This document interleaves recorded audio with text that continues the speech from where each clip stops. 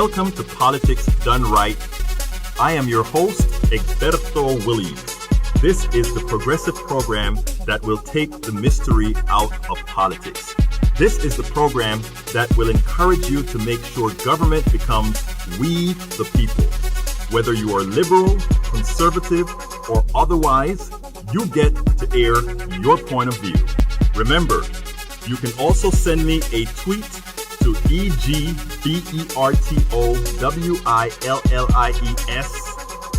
That is, at Egberto Willies. Let us engage. It is politics done right. 1, 2, 3. Well, folks, welcome to one more edition of Politics Done Right. I'm Egberto Willies, your host. Thank you so kindly for being a part of the show. We're going to have a great show for you today. But before I even get started, it is a sad piece that the Notre Dame is on fire in the Cathedral of Notre Dame is on fire in France. Bad thing. But what can I say? Anyhow, secondly, before we even get into the show and the purpose of the show today, I want to tell you guys a very important concern that I have, and it's going to roll into the blog of the week, what I'm talking about as well, because what we had over yesterday on 60 Minutes is the speaker, was it yesterday on 60 Minutes? I think it was yesterday on 60 Minutes. The Speaker of the House went on national TV and told the entire American population that Medicare for all was not as good as the Affordable Care Act. This is the Speaker of the House, Nancy Pelosi, a woman whom I respect immensely, in order to put some sort of control on the fight for Medicare for all, put her stamp on it saying that somehow it is not as good. And she did what she has been doing for a long time and needs to be called on. And that is, she is equating Medicare for all as today's Medicare. Medicare for all is now there are now bills in Congress, both the House and the Senate, that specifically states or specifically make it quite known that Medicare for all is not what the people today consider or have called Medicare. They are simply not the same. And for the Speaker to continue to push that fallacy is not the right thing to do. Like I said, I respect the Speaker because, again, she is a powerful speaker. And I also think she's a very important person in getting the message out. But you cannot do what she continues to do, and that is to spread false information about Medicare for all. It is no different than others who are doing the same thing. And when I say others who are doing the same thing, I also mean that there are a whole lot of other Democrats that are doing that as well. We have Sherrod Brown who said that. We had several others who go out there and in their zeal to temper Medicare for all, because they are scared that that the Democrats will fail and lose the country on Medicare for all, as the Republicans start to demonize it as government takeover of healthcare, as they demonize it as socialized medicine, instead of getting into the fight, instead of protecting something that they know Americans ultimately want. Just like they had to protect Medicare when Ronald Reagan was claiming Medicare was socialism, then we have to get a spine if we are going to make change. But the problem isn't that we don't have the spine. I am starting to believe the problem isn't that we don't have the spine. I'm starting to believe that those tracks that I talk about, the left track and the right track, just want to ensure that the corporations are well taken care of. If you want an example of that, let's just look. Today is April 15th, tax day. Do you know that that they attempted to pass a law that allowed the IRS to go ahead and give these programs or have a website where people can file your taxes automatically online, so they don't have to go out there and purchase a TurboTax or anything like that? And do you know that couldn't get passed? They cannot pass that because they want to ensure that these guys stay in business. So folks, we have to understand what's going on here. We have several fights that are going on here. One is the fight for the people, and one is a fight to make sure that all these stakeholders that are making software that they shouldn't be profiting from. In other words, why should we have to buy a piece of software to file our taxes? Why is it that that is in the free enterprise, or not free in the corporate sector? Why is it if the government is asking us to pay our taxes, can't they provide the program under which to pay the taxes? Why is it that we are allowing these corporations to force us to have to purchase a piece of software to pay our taxes? Same thing goes for health insurance companies. Why are we having to buy health insurance companies, something that should be a right for others, and we should take out of general tax funds? That is the question of the day. That is a question that I'd like all of you to consider answering thereafter. Anyhow, today's program is titled, Can Progressives Prevent a Donald Trump Reelection Given the Insanity of Many? And I don't mean to be rude. I don't mean to be condescending as saying that statement. Donald Trump, subtitle, Donald Trump is on a clear path to reelection unless we, Democrats, stop being insane, doing the same thing and expecting a different result. The question is, will we? Judging from some of the responses that I got from the article that I placed on Daily Kos, I really, really wonder. I sit down and wonder. And why do I sit and wonder? Because we cannot seem to understand that we have to do something differently if we expect a different result. Now, on Daily Kos, where I normally, on my articles, get quite a few likes, I got 91 recommends on that like. But the recommend to argument ratio was 358 to 91. In other words, there are 358 pieces of messages underneath that stuff. And I tell you, some of the, I mean, of course, there are the people who completely agree with what I'm saying, but there are some of those stalwart Democrats that are outright depressing. And when I say depressing, what I mean is they just don't get it. They buy into the fear that these leaders put in them. And the thing about it, it is not fear that we should be looking at. We have to look at why a lot of the Democratic leaders are taking the stance that they're taking. They're taking these stances because they are forced to take it from their donors. We don't have to follow that, folks. Let the leadership do what they want to do. Let the leadership go ahead and sell out if they need to the funders. And let the masses do what they have to do. And that is to force the leaders to execute the will of the people. Force the leaders to execute the will of the people. Hey, it's the leaders. That's fine. I don't mind that Nancy Pelosi is going to get a few extra dollars for saying the things that she have to say, as long as we know that those of us who are in the grassroots, those of us that are progressives, are going to go out and get the job done. Anyhow, going into the show.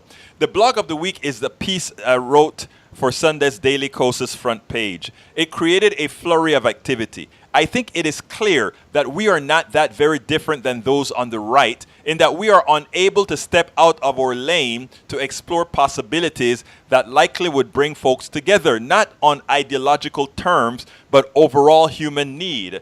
But to do so requires stepping out of our self-imposed silos. I see either a timid Democratic Party or a purposefully, selectively engaging party.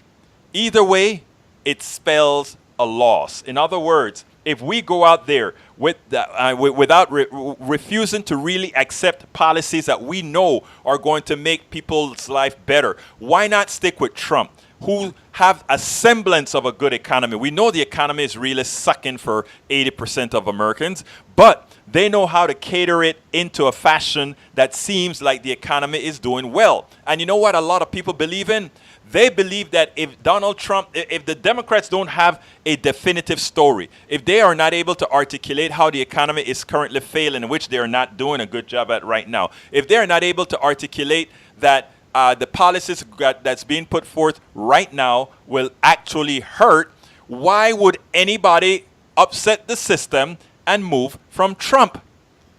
We've been talking about leave Russia alone for months now. I've been talking about this. I've written articles and got my head chopped off at Daily Kos and other places by saying, forget about Russia. Let the law take care about Russia. Let the law take care of all these things about Donald Trump. But we are not going to beat Donald Trump on these particular issues. And the reason we're not going to beat him on these issues is people just don't care. They just think politicians are crooked.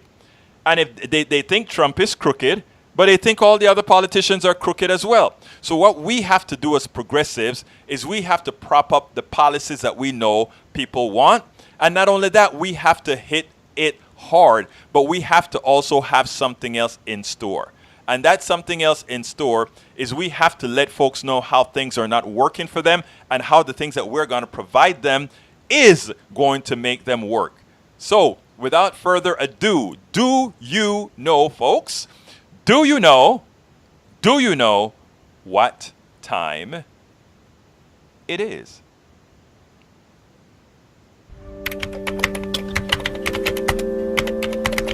It's time for the weekly blog post.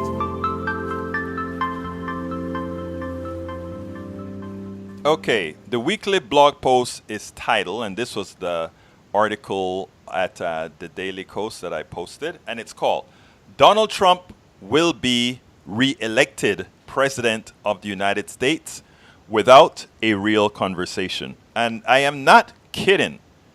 I mean this seriously. Just like back in 2016, I wrote an article at Daily Kos and I said Donald Trump was on the path to winning. And people laugh. And when I say winning, I don't, again, the idea is you look at what it is, how our country works and what people are looking for, and it's easy to come to certain kinds of conclusions. If you're not believing your own expectations, your own hopes, your own narrative, if you're just looking at things fact-based, right? How they really are. How you're talking to people, like the conversation I had with people that should be otherwise intelligent, in conversations that I had at the gym today, that really points out how easy it ultimately is going to be for Donald Trump to win. A tight race, but he's going to win, absent us throwing a wrench. And that wrench doesn't involve, oh, he embezzled money. That wrench doesn't involve, oh, he colluded with Russia. That would be wishful thinking for us to just sit back and think that, Trump is going to beat himself because we are going to beat him because he's done so many bad things. How could Americans vote for him? Forget that. That won't happen. He's on a path to re-election. Anyhow, if the title is Donald Trump will be re-elected President of the United States without a real conversation. If the title of this does not spook you, then nothing will. Donald Trump is on track to be re-elected President of the United States. Why? Because most Democrats are scared to campaign on our values, while a similar percentage has always been the left rail of the rightward moving track. A few weeks ago, I posted an article on my website by Jim Rigby titled, How to Hear What Alexandria Ocasio-Cortez is Saying. That included the following paragraphs about what Donald Trump understands that we don't, not so much. Here it goes. She speaks as a person of color. Representative Ocasio-Cortez makes many white liberals and conservatives alike uncomfortable because they want racial justice but don't want to understand that justice will mean a major redistribution of power in this nation. What is so bad about a woman of color who has such a knack for making us white liberals uncomfortable enough to feel the pain our white privilege causes others? She is speaking intersectionally. In other words, she thinks about how all the forms of oppression overlap. She is not fooled by a politician who claims to be feminist but will bomb women and children in another country, or one that leaves women of color behind. She will not accept legislation that makes most healthy people comfortable but leaves out people with disabilities. She isn't being divisive. We are the ones being divisive when our idea of humanity doesn't include everyone. Why did I put that one in? Because that doesn't seem to have any notion of, well, why we win or not, social justice, all that good stuff. I mean, a lot of people hear that and they kind of turn them off, right? Those few paragraphs are the key to either our win or Donald Trump's re-election. Hear me out. If we understand the core of those paragraphs, then and only then can we build a lasting coalition that is sure to win not only the presidency, but the House, the Senate, and legislatures throughout the country. Right now, we look at polls of the people who feel they have some stake in voting. Imagine if we got most eligible people to the polls. Republicans think the voters who support them are stupid. They're not. Like most voters, they are either lazy or too darn busy or preoccupied with life to do any sort of deep dive into educating themselves. Democrats are not unlike Republicans in that we do not think much of our voters. When a Democratic pundit makes a statement such as, people like Medicare for all until they find out how much it will cost or that they will lose their private insurance, it proves we think our voters are stupid.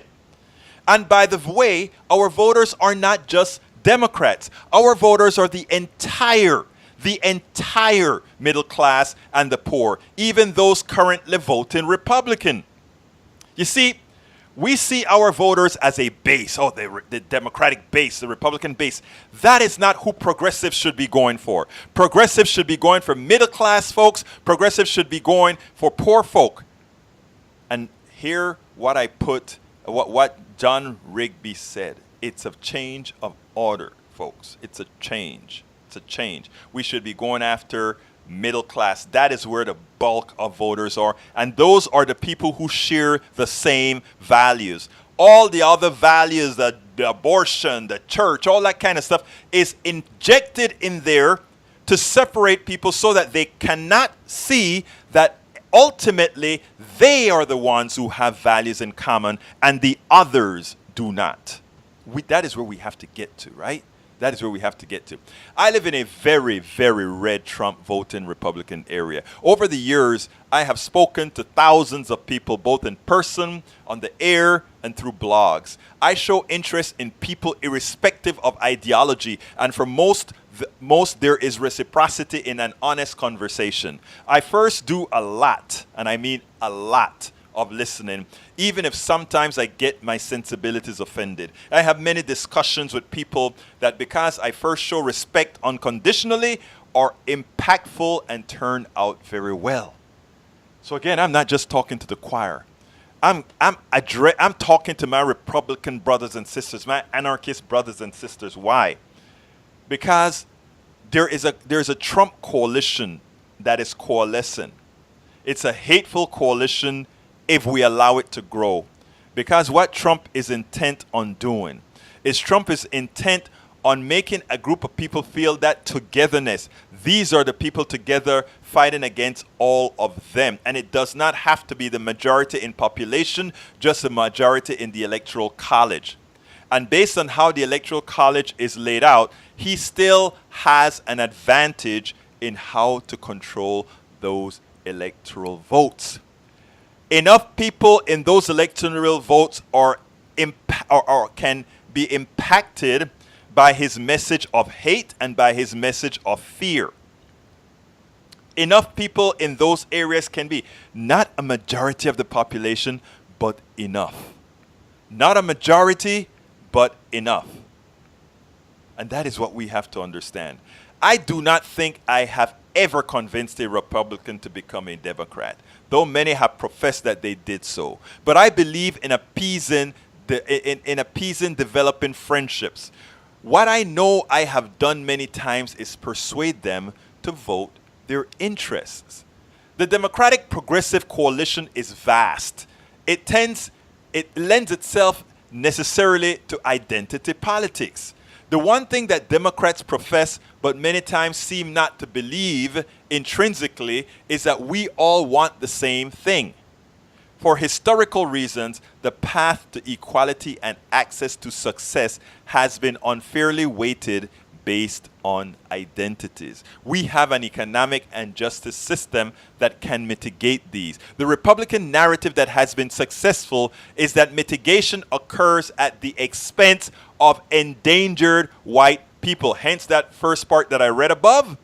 That is where this all come into play. That is how Donald Trump intends to win. Again, the identity politics, let me read that part over again, because this is so important to understand how we get to where we are and how we get out. The Democratic Progressive Coalition is vast. It lends itself necessarily to identity politics. The one thing that Democrats profess but many times seem not to believe intrinsically is that we all want the same thing. For historical reasons, the path to equality and access to success has been unfairly weighted based on identities. What do I mean by that? Okay, well, if you were white, you didn't have redlining in your district, your property appreciated. If you were a minority or somebody of color, not so much, and many times it deflated. So we have all these kinds of issues that we have to address within our coalition to let people know that there is a path upward. People stop voting when they don't see a path. People stop voting when they think, who cares? People stop voting when a Donald Trump goes into the African American community and say, you have never had more employment than under me. Why change Donald Trump? Why get rid of Donald Trump? Donald Trump seemed to be helping everybody. At least that's what he says. And our Democrats, in as much as we scream and jump and try to talk about Russia and all these things, we don't specifically show in detail how he is a clear and present danger to everybody. To everybody. The Republican narrative that has been successful is that the mitigation occurs at the expense of endangered white people. In other words, the success of our identities is at the expense of white people. Unfortunately, it is not only Republicans that feel that way. Rigby's most important statement in the article was the following, and he said this: and we liberals, hear this out, and we liberals need to make damn sure that what most offends us about Representative Ocasio-Cortez is not that she is disrespectful and arrogant, but that she is who we pretend to be, but really aren't. That is so very important. That is so very important. Donald Trump campaigned not only on pseudo-white supremacy, on a pseudo-white supremacy model, but also on what was as a reasonably progressive platform in the eyes of many struggling people. You doubt me? Again, I wrote another article that said Donald Trump is going to outflank many Democrats on the left.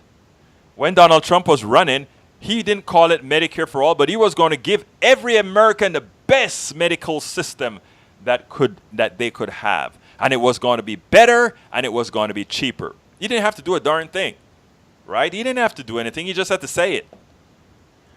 When we say Medicare for all, we mean it. We really mean making a better system. Right now, he wants to fight the battle on Medicare for all because he's going to fight it on two lies.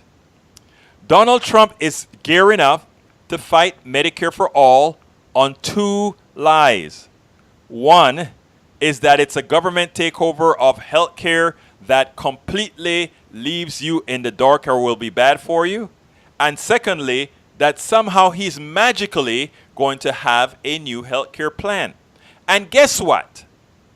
When you have one party consistently saying, we are going to do it the right way for you, and you have the other party where about 40% of the party is saying Medicare for all, we are going to Medicare for all, and Nancy Pelosi is saying, well, Obamacare is better than Medicare for all, and the leadership is saying Obamacare is better for Medicare for all, how are you going to pay it, it's more expensive. That's a lie, but they're saying it. So what do Americans see on the outside? On the outside, Americans see these Democrats, One is saying Obamacare, the other one is saying Medicare for all. What gives? What gives? All right, Trump say you're going to give us something better. At least all the Republicans are saying we're going to give you something better. The Democrats are fighting between Medicare for all and Obamacare. You can't do that. And that's what we talk about. You know, they call it a circular firing squad. It's not a circular firing squad. It's just stupidity. Why and it's not just stupidity. What it is that our democratic establishment is on the take. That's all. They claim they want Medicare for all, but it's not something that they can get. They claim that they want single payer, but it's not something. Yes, they can. The reason they don't want it is that they're in the pockets of the insurance companies, period. Medicare for all is a mathematical, it's impossible to prove mathematically that it is not the cheapest, the most effective, and the most efficient form of delivering the payment for health care. Look, it's not up for debate. If I look at you and I tell you I got to pay a bill, and to pay that bill, you're going to give me 20 cents on the dollar to pay that bill, while I can say, I'll give that other person 3 cents on a dollar to pay the bill, it is cheaper. So for Medicare for all to be more expensive than private health care, we would have to have a wasteful Medicare for all of over 20%. More than that, actually, because when we put in all the inefficiencies of doctors' offices having to have more staff and all these things, it makes a difference. We have to start using our own heads. Like I told a person today at the gym when he walked into the gym and he says, "Oh, we need to get rid of those damn those immigrants. Yes, send them to those sanctuary cities, because if we send them to the sanctuary cities, they will see." And I looked at him and I said, "Sir, I'm sitting down there doing my weights. Sir, I'm sorry, you're simply wrong. First of all, if you fill a city up with a whole bunch of undocumented immigrants, your crime rate will go down on average. Total crime divided by total population will go down. And the reason why is these undocumented workers want to hide. They don't want to do anything that's going to get them caught. It is a fallacy for you to believe that." But I said to him, "I know you heard that on Fox News, and I know you're talking to a progressive guy. Please don't listen to me. Please don't listen to Fox News. Please go to the FBI and look up the crime rates and who is committing crimes, and you will be able to figure it out on your own. You don't need to listen to either one of us. You can do it on your own." And in that conversation, I put so much in that guy's head that I'm not changing anybody to be a Democrat or to be a progressive, but I'm trying to get them to think on their own and realize that they're being staged. Realize that they're being lied to. Realize that what they're thinking, that the talks that they're given or their sentiments have no value. And that is what we all have to do. And I'm going to tell you that story afterwards in detail, but I want to get through with the blog of the week. So Donald Trump campaigned not only on a pseudo-white supremacy model, but also on what was seen as reasonably progressive platform in the eyes of many struggling people. He just outright lied, but Trump convinced enough in the right places. Trump ultimately, in a carnal manner, understood that voters accept hope from Obama, and to a lesser extent, they received it from him. The things many are still hanging on to that, or rather, the thing is, many are still hanging on to that hope, even as the tax cut scam has robbed them. And I'm going to tell you a story about the tax cut scam in a minute. The tariffs are nothing but a tax on them, and deregulation will make them sicker. Democrats and progressives must remember the definition of insanity. We must not continue to do the same things and expect a different result. President Obama won because he defied the status quo. He did not run as a change agent. Most importantly, or rather, he did run as a change agent. Most importantly, he engaged broadly and early. I remember going to homes of many Republicans in my town who were having house parties because their children at Texas State University and my alma mater, the University of Texas at Austin, had read his books. This country was not ready for a black man named Barack Hussein Obama to be president. But what the American people believed, above and beyond their intrinsic prejudices, was that he could make their lives better. That is what we as progressives have got to do. People have to believe that to make that leap from Donald Trump, who is using what was a bold Obama economy that was working under Obama to take credit for, and now people now believe the credit that he's taken for. We have to let them believe that knowingly that progressives are going to make their lives better.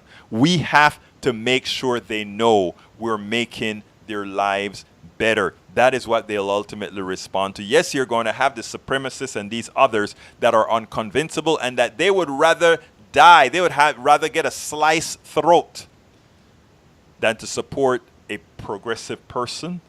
But we are looking at the numbers here. Democrats and progressives must not be scared to make the leap. Republicans are scared that we will. And you know, they're preempting, right?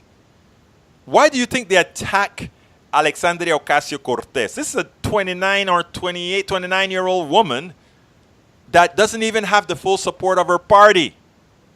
Why do they so hate Ilhan Omar? Why do they so hate Ayanna Pressley? Why do they so hate Rashida Tlaib? Why? Why? Think. Because they have a message that the younger folk, millennial, who are now the largest voting bloc in this country, may grab onto.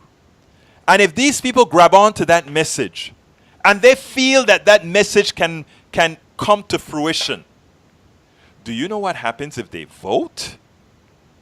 Do you know what happens if they vote? And that is why the Republicans are decimating Alexandria Ocasio-Cortez. People think, oh, why are they just messing with this little girl? Why are they just messing with all these young women of color? Why? Why? They are doing it because they understand that that is the message that could metastasize. The old, cold, unbold Democratic message won't win an election. But they know if you listen to Alexandria Ocasio-Cortez, they know if you listen to Ilhan Omar, they know if you listen to Rashida Tlaib, they know if you listen to Ayanna Pressley, they know that that is a message that resonates. It resonates with young people. It resonates with millennials. It resonates with Gen Zs. And if they vote, it's all over. So they want to destroy the message before it metastasizes into the Democratic election, into the Democratic primaries. Because if that is the message in the Democratic primaries, the fear tactics that they're using, oh, you need to go to the center. You need to go to the center. Americans have tried the center. They've tried the center. The center have brought them nothing. Oh, they brought them Obamacare. No, yeah, the center have brought them Obamacare. And people are still going bankrupt. And people can still not afford their deductibles. And people can still not go to the doctor. And we still have over 30 million more than 30 million uninsured. Obamacare was just a start. Obamacare was a good thing, but it was a start. Just a start. And you want us to go to the center? You think that's where the Americans are, at the center? That is where the uneducated Americans are, and the Americans who are getting paid off. There are two sets of Americans at the center. The uneducated, and when I don't mean to be let me get this. Let me correct that. When I say the uneducated Americans are at the center, I'm not saying that to be demeaning. I'm not saying that to say they're stupid. I am saying those who don't get it are at the center. Those who honestly believe, there are two people at the center. Those who honestly believe that somehow the center is where things are at. Or the ones who are paid off by the insurance company, the shell company, the oil companies, and all the others. That's the center. That is the center.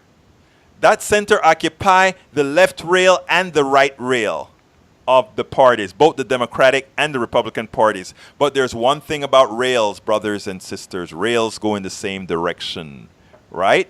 So when people talk, oh, he's on the left side or he's on the right side, who cares? The train's going to the same direction. It's ending up at the same place. Just one a little bit more left and one wheel a little bit more left and one wheel a little bit more right. We need a derailment.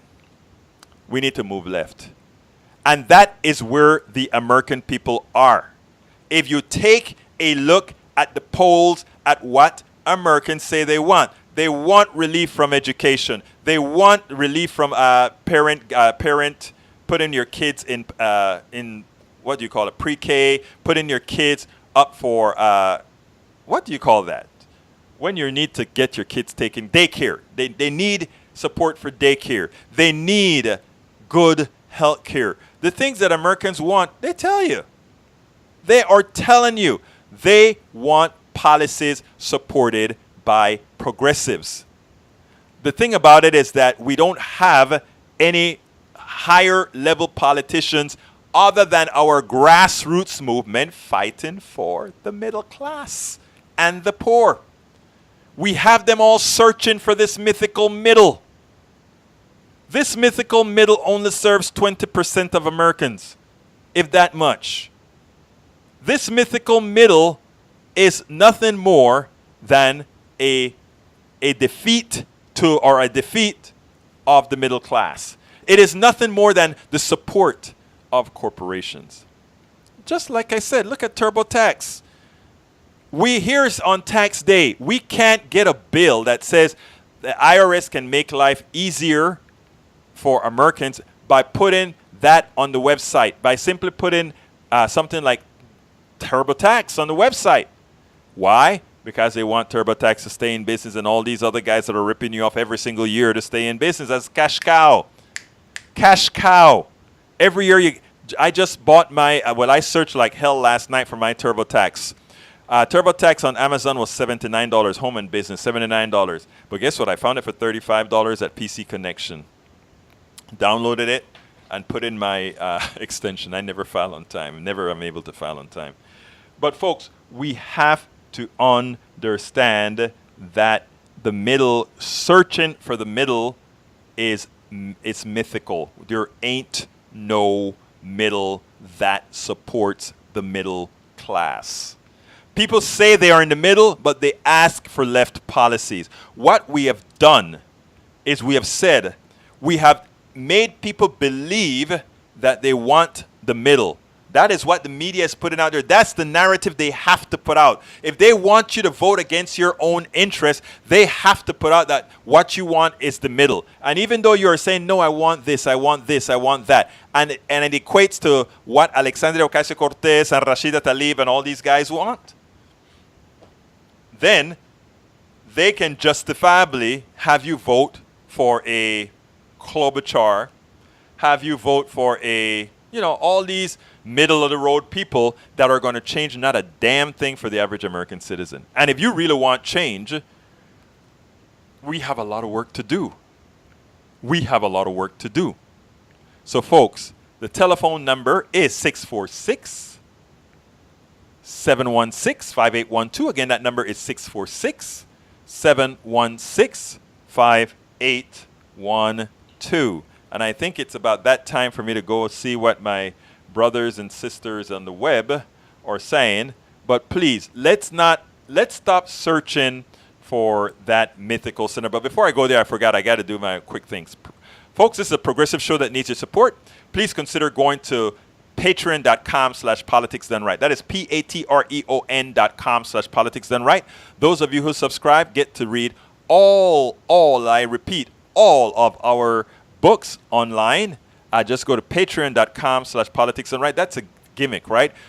We need your subscriptions. We really, really do need your subscriptions. And to do so, that is how we are going to stay alive. So please go. We also have my book, As I See It, Class Warfare, The Only Resort to Right-Wing Doom.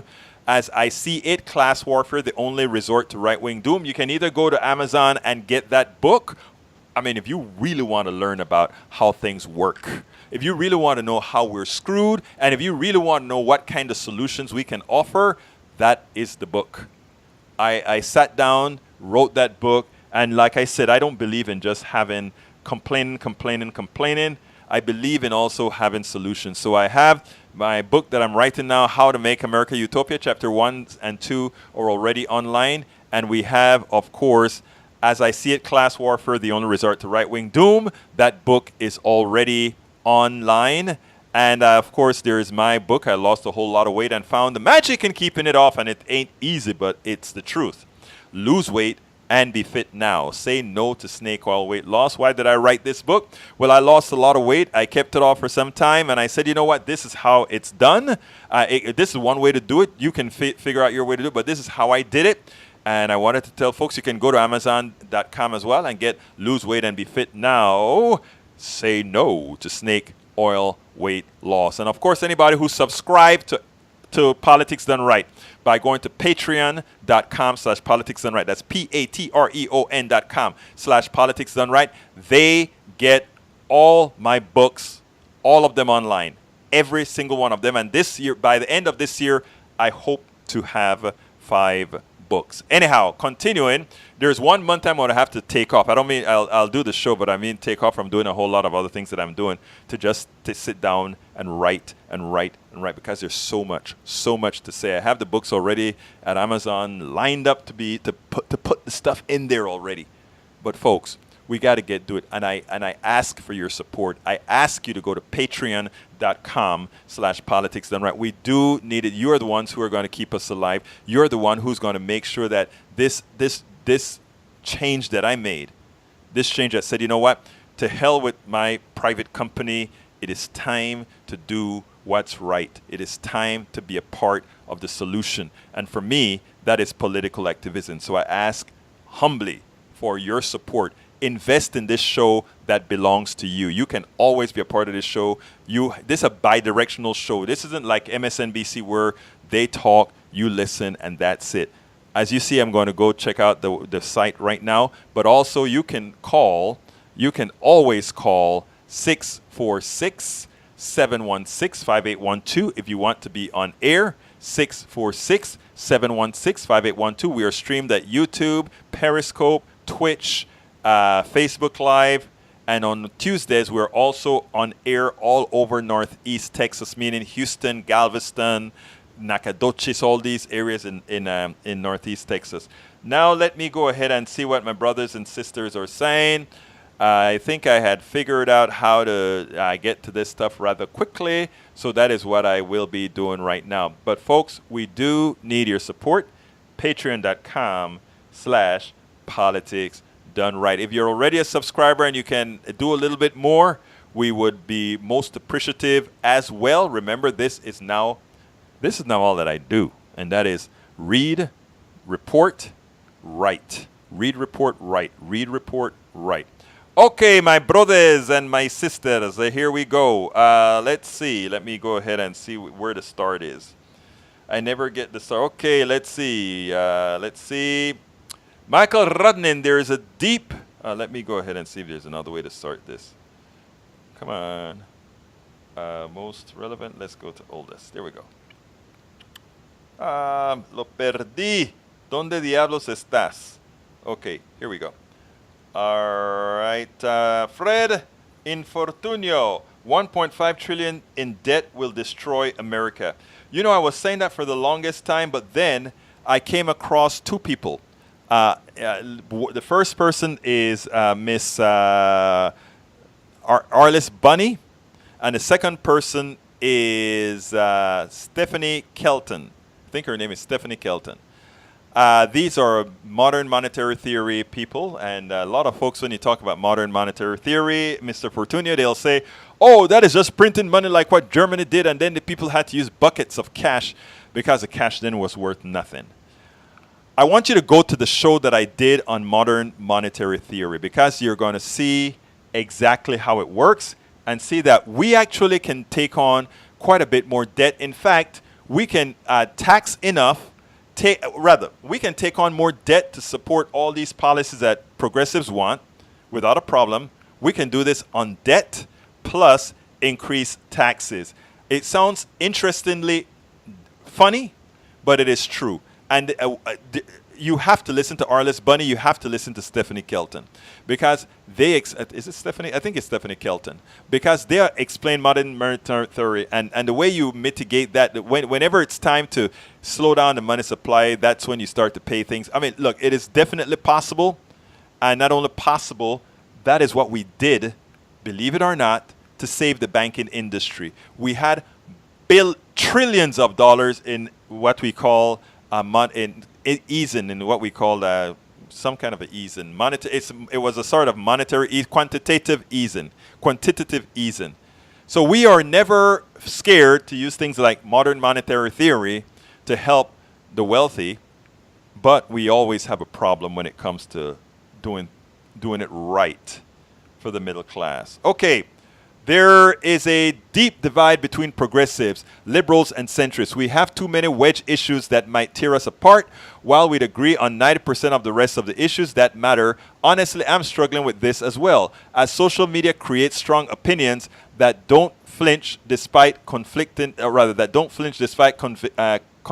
evidence from reputable sources. I am trying my best to keep such divides just just one core issue that must not waver: getting big money, corruption out of politics. You're absolutely right. That is the biggest thing.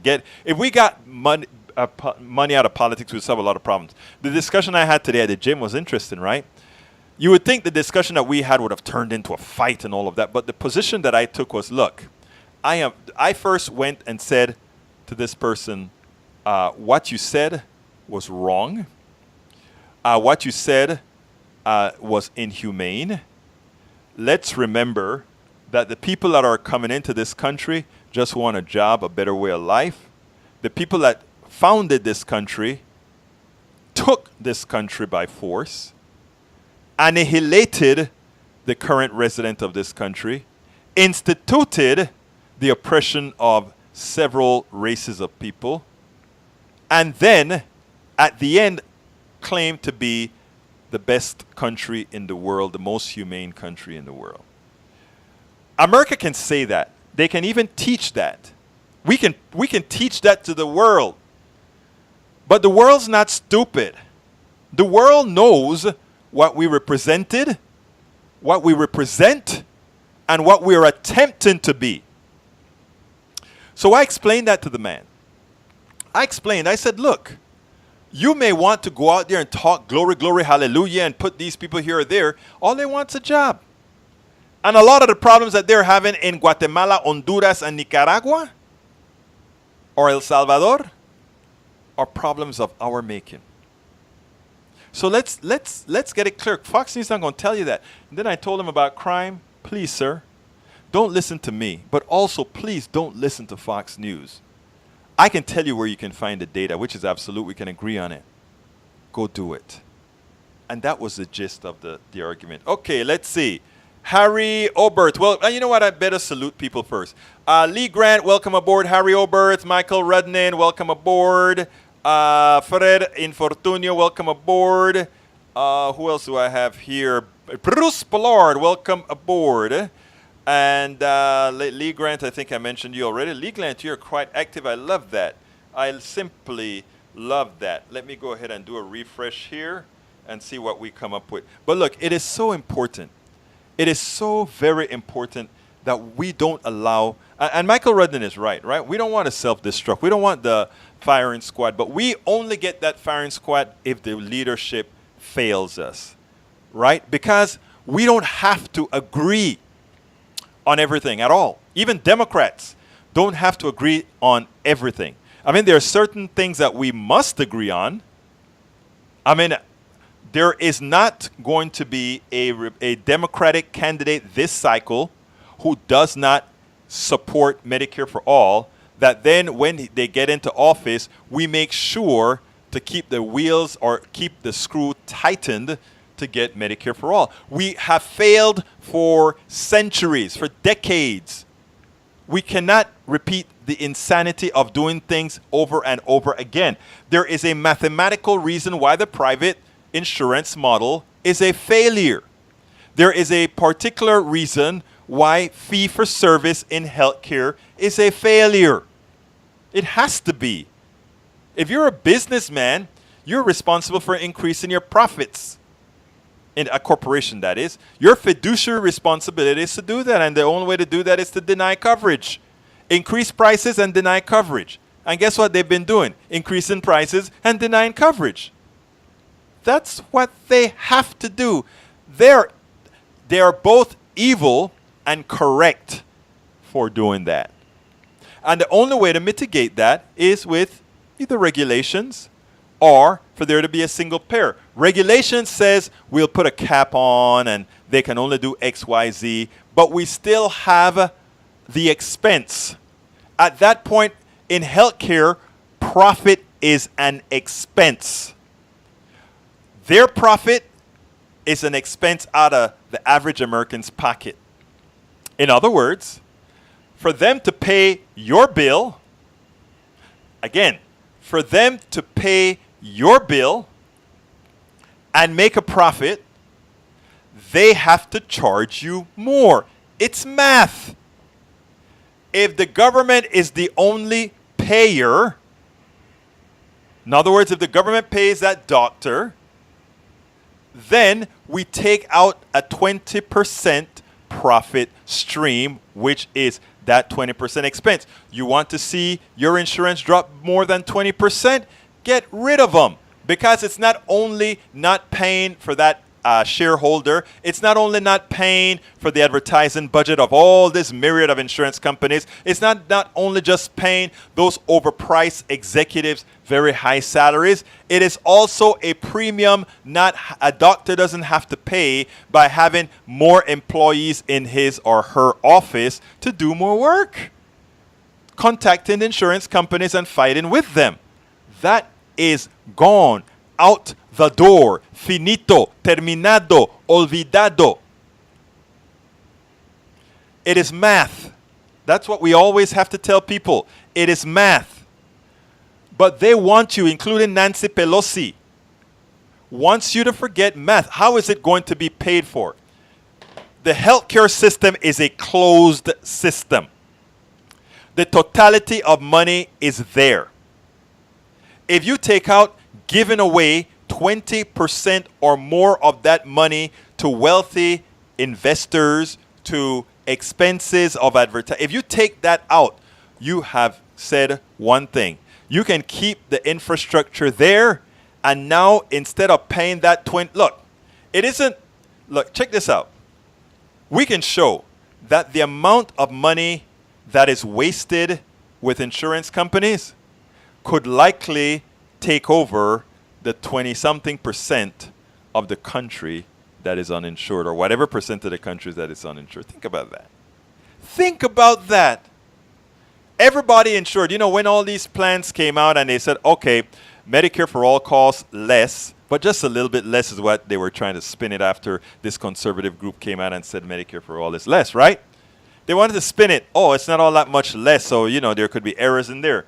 What they forgot to tell you about that report is while our current system leave 30-something or 40-something millions without health care and many other people underinsured, meaning they don't get health care either, this plan covers 100% of all Americans. And when they say, oh, but you're going to lose your private insurance. So what? The only reason you want your private insurance that you love so much is that it pays better than some other insurance. And guess what, brothers and sisters? All you have to do when you go for insurance now is say, here's my insurance card, take care of me. That's it. That's it. Think about that. And that's not pie in the sky. That's how it works in many countries. We can afford it. It just means that we can't allow a company like a drug company who uses a lot of drugs developed by the American people to pill for us. That's what it means. That's what it means. We have to get with the program. Let me do a quick readout because we're coming to the end of the program. One more last quick readout here. and then we'll go ahead. Folks, if you want, you can also call 646-716-5812. 646-716-5812. Okay, load more messages. Okay. Trump promised to cover everyone for cheaper. That is single-payer Medicare for all. You know, and that's what I've been telling people. I told folks on Daily Kos that he was triangulating Democrats because he was proposing their policies. He knows he has no intent on doing it because Trump doesn't. Most Americans, Democrats and Republicans, hate to outright lie. Trump doesn't matter. To Trump, that doesn't matter. Lee Grant says, name a current policy that's based on open racism. Name a current. That's a different show, but we can show. And by the way, my sister is a doctor. I have many of every profession in my family, including what I know from being a small businessman myself. Okay. This show is not to talk about racism, and I don't talk a whole lot about racism because I figure if we solve certain problems, that's going to be hit as well. But my God, if you were to sit down, if I were to spend a show, there isn't enough time in an hour. As a small businessman who've traveled all over the world doing his business, China, Hong Kong, Japan, to get product, move product, I can tell you, brothers and sisters, yeah, there is. And not only from Americans, even from Chinese and all. I mean, you would not imagine what you have to overcome. But that's not the point of the program today. Anyhow, but one of these days, I think I owe it to the audience to tell my business story and how I just threw my hands up in the air to do this. But before I go into that, I think I owe it to you to tell you my business story because I think it's a learning experience from the way I started to the tribulations I went through, including many, yes, based on race. Many based on race. It's just that I have a skin that is 1 inch thick leather that I never just let things sit and I bust through them. But yeah, it does matter, Lee Grant. Let's see. This is the bottom. You had it right the first time. Okay, Michael Rudnin, you know me. Anyhow, let's see. Debt depends on how we spend that. We need to avoid wasting it on anything that doesn't have lasting impact. And that's the thing, right? You can build infrastructure with debt because it's not a recurring expense other than the upkeep of that infrastructure. But the capital bill for that is usually very high, and then the maintenance not so high. So you're right about that, Senor Rudnin.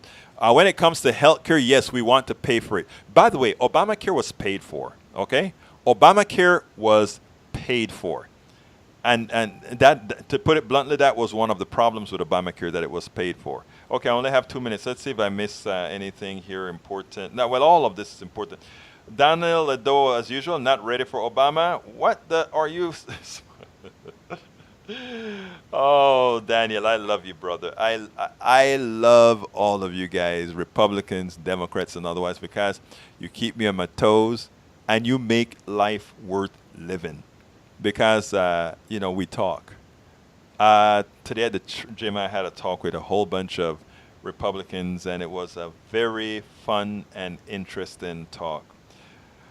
Okay, let's see what else I have here. Lee Grant, people should educate themselves in the benefits of personal responsibility and the limitation of governmental structures. Yes, who is going to disagree with that? I don't think anybody can disagree with that, Mr. Lee Grant. But let me tell you also, we also need to make sure that government become what it says it is, and that is we, the people of the United States, in order to form a better union. We are the government. We, the people, is the government. And if anybody who says, well, government is now a bureaucracy, if it's a bureaucracy, it's one that we, the people, allow to be created. And as such, we can also mitigate that and make sure that bureaucracy functions correctly. We can do that. Any Democrat who has taken large-scale campaign contributions from the insurance industry or big pharma is most likely bought. You're right. Primary challenges come in. I agree.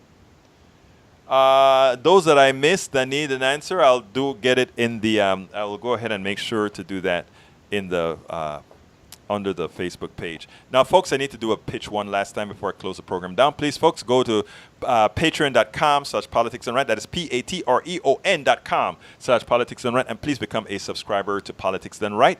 Online as well is my book, and you can get these books at amazon.com as well, is As I See It, Class Warfare, the Only Resort to Right-Wing Doom. Go to patreon.com/politicsdoneright. I need to come to the end of the show now. My name is Egberto Willies. This is Politics Done Right. And you guys know how I end the show every single time. It goes like this. My name is Egberto Willies. This is Politics Done Right. And what? I am very much out.